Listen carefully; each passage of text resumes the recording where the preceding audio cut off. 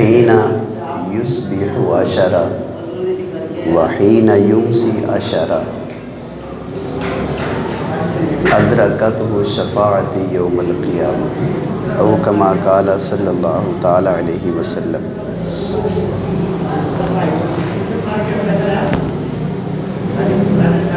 حضور نبی کریم صلی اللہ تعالی علیہ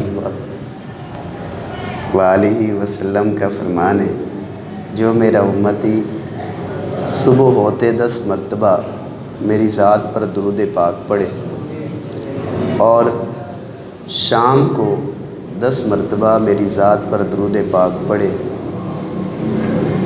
تو قیامت کے دن اس شخص کو میری شفاعت پہنچ کے رہے گی۔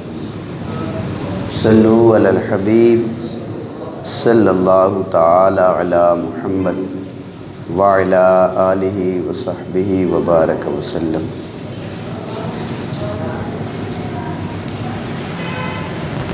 اللہ تبارک و تعالیٰ نے قرآن کریم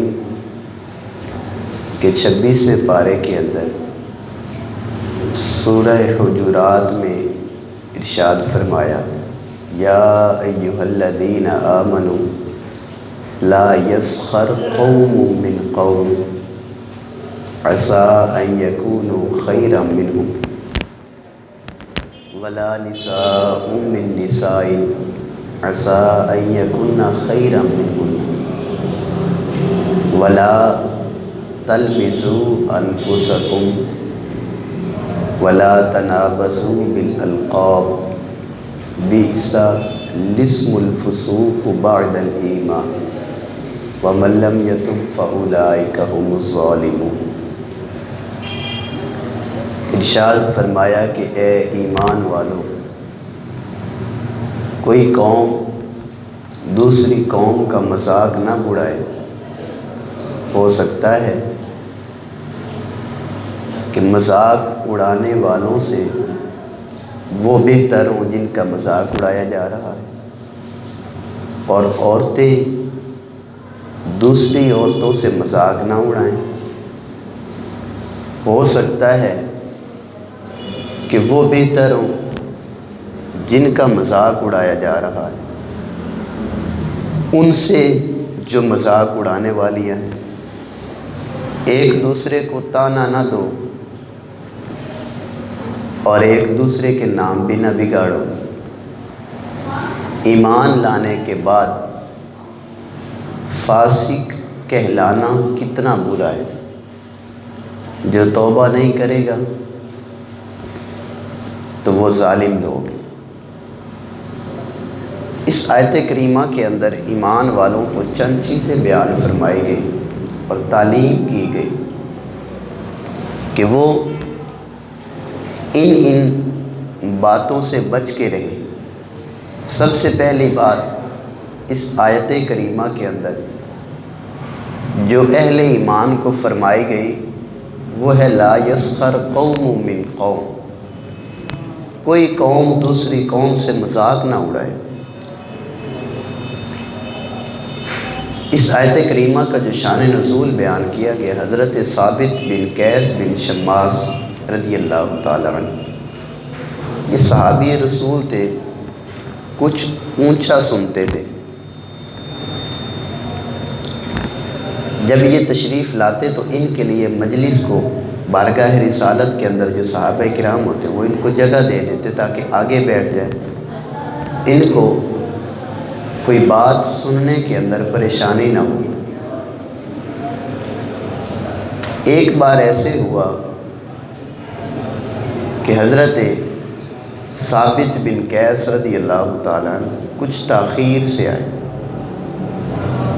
تو مجلس سرکار علیہ السلام کی بھر چکی تھی، لہٰذا ان کو جگہ نہ ملی۔ پیچھے سے جب چلتے ہوئے آئے تو یہ کہتے آئے کہ جگہ چھوڑ دو، جگہ چھوڑ دو۔ ان کو جگہ ملتی رہی، بالآخر سرکار علیہ السلام اور ان کے درمیان ایک آدمی کا فاصلہ بچ گیا۔ اب انہوں نے اس صحابی کو بھی کہا کہ جگہ چھوڑیں، انہوں نے کہا کہ آپ سرکار علیہ الصلوۃ والسلام کے قریب تشریف لے آئیں، جگہ آپ کے پاس ہے، آپ یہیں بیٹھ جائیں۔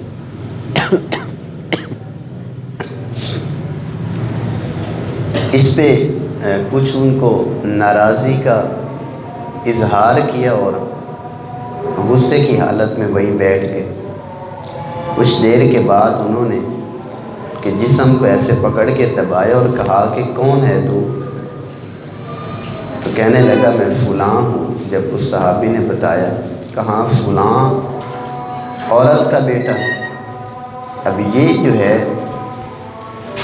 بڑا برا سمجھا جاتا تھا اہل عرب کے ہاں، بطور سمجھ لیں کہ گالی سمجھا جاتا، فلاں عورت کا بیٹا۔ اب یہ بات ان کو اچھی نہیں لگی، بری لگی، تو سرکار علیہ الصلوۃ والسلام نے ان کو فرمایا کہ کسی کے لیے یہ جائز نہیں کہ وہ کسی کو اس کی ماں کے نام سے پکارے۔ آیت کریمہ نازل ہوئی اور اللہ تبارک و تعالیٰ نے فرمایا، اے ایمان والوں، ایک دوسرے کے ساتھ تم مذاق نہ کرو، لا یسخر قوم من قوم، کوئی قوم دوسری قوم کے اوپر ہنسے نہ، ان کی والد کا نام لے کے، ان کی والدہ کا نام لے کر یوں ان کے ساتھ ہنسی اور مذاق نہ بنا لیں، یہ درست نہیں ہے۔ اسی طریقے سے عورتوں کے بارے میں فرمایا گیا، حضرت صفیہ رضی اللہ تعالی عنہ کو حضرت حفصہ رضی اللہ تعالی عنہا نے کہا کہ یہودیہ کی بیٹی۔ اب حضرت صفیہ رضی اللہ تعالی عنہ ازواج مطہرات میں سے تھی، ان کو یہ بات بری لگی اور دل آزاری ہوئی ان کی، تو یہ رونے بیٹھ گئے۔ اللہ کے رسول صلی اللہ تعالی علیہ وآلہ وسلم جب تشریف لائے تو اس وقت حضور علیہ الصلوۃ والسلام نے پوچھا کہ اے صفیہ کیوں رو رہی ہے؟ عرض کی کہ حفصہ نے رضی اللہ تعالی عنہ، انہوں نے مجھے یہودی کی بیٹی کہا ہے۔ سرکار علیہ الصلوۃ والسلام نے فرمایا کہ آپ ایک نبی کی گھر والی ہو، آپ کے چچا بھی نبی تھے اور آپ کے خاندان میں فلاں فلاں بھی نبی تھے۔ اس پر یہ آیت کریمہ کا اگلا حصہ نازل ہوا، ولا نساء من نساء عسیٰ ان یکن خیرا منہن، کہ عورتوں پر نہ ہنسیں، ہو سکتا ہے کہ ہنسنے والیوں سے وہ بہتر ہوں جن کے اوپر ہنسا جا رہا۔ ہمارے ہاں بھی معاشرے کے اندر یہ مرض عام پایا جاتا ہے، اشارے کر کے، زبان کے ذریعے اور باقی کسی نہ کسی ذریعے سے تکلیف پہنچائی جاتی ہے۔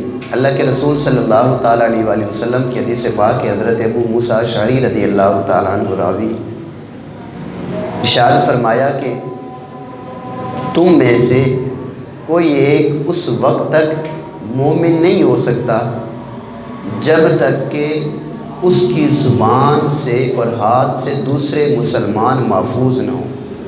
فرمایا من سالم المسلمون من لسانہ و یدہ، کامل مسلمان کا جو حضور علیہ الصلوۃ والسلام نے تعریف بیان فرمائی کہ زبان کے ذریعے کسی کو ایسے الفاظ نہ کہو یا ہاتھ کے ذریعے کسی کو ایسی تکلیف نہ پہنچاؤ کہ جس سے دوسرے تکلیف اور اذیت کے اندر آ جائیں، اس سے منع فرمایا۔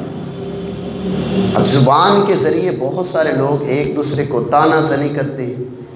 اچھا، بعضوں کے آگے اگلا آیت کریمہ کا جو حصہ تھا، ولا تلمزوا انفسکم، طعنے بھی نہ دو، یہ موٹا ہے، یہ چھوٹا ہے، یہ کالا ہے، یہ گورا ہے، اس چیز کی تو فضیلت ہے ہی نہیں۔ فضیلت اللہ تبارک و تعالیٰ نے قرآن کریم میں جو بیان فرمائی، ارشاد فرمایا یا ایھا الناس انا خلقناکم من ذکر و انثی وجعلناکم شعوبا وقبائل لتعارفوا، فرمایا کہ یہ جو اے لوگوں، بے شک ہم نے تمہیں ایک مرد اور ایک عورت سے پیدا کیا۔ یہ سارے کے سارے انسان اگر ان کی اصل کی طرف جایا جائے تو وہ آدم علیہ السلام اور حضرت حوا علیہ السلام، یہ دو ہیں۔ تو فرمایا کہ ہم نے تم سارے کے سارے جتنے لوگ ہو ان کو ایک مرد اور عورت سے پیدا کیا ہے، اور ہم نے تمہارے قبیلے اور خاندان اس لیے بنائے کہ تاکہ آپس میں تمہارا ایک دوسرے کا تعارف رہے۔ یہ تمہاری کوئی فضیلت کا معیار نہیں ہے کہ یہ اچھے خاندان کا ہے، یہ فلاں خاندان کا ہے۔ اسی طریقے سے ہمارے ہاں کیا ہوتا ہے کہ جس کو کوئی منصب ملتا ہے، جس کو کوئی عہدہ ملتا ہے، وہ دوسروں کو دبانے کی کوشش کرتا ہے۔ کبھی اس کو خاندان کی وجہ سے تانا دے گا، کبھی ماں باپ کی وجہ سے تانا دے گا۔ اگر اس بندے کی صاف ظاہر دل آزاری ہوتی ہے، اور اس کو شریعت نے حرام فرمایا۔ اللہ کے رسول صلی اللہ تعالیٰ علیہ وآلہ وسلم کی ایک حدیث پاک ہے، آپ نے فرمایا کہ کیا میں تم میں سے تمہارے اچھوں کی خبر نہ دوں اور تمہارے بروں کا پتہ نہ بتاؤں؟ یہ آپ صلی اللہ تعالیٰ علیہ وآلہ وسلم نے 3 بار صحابہ کرام سے فرمایا کہ کیا تمہارے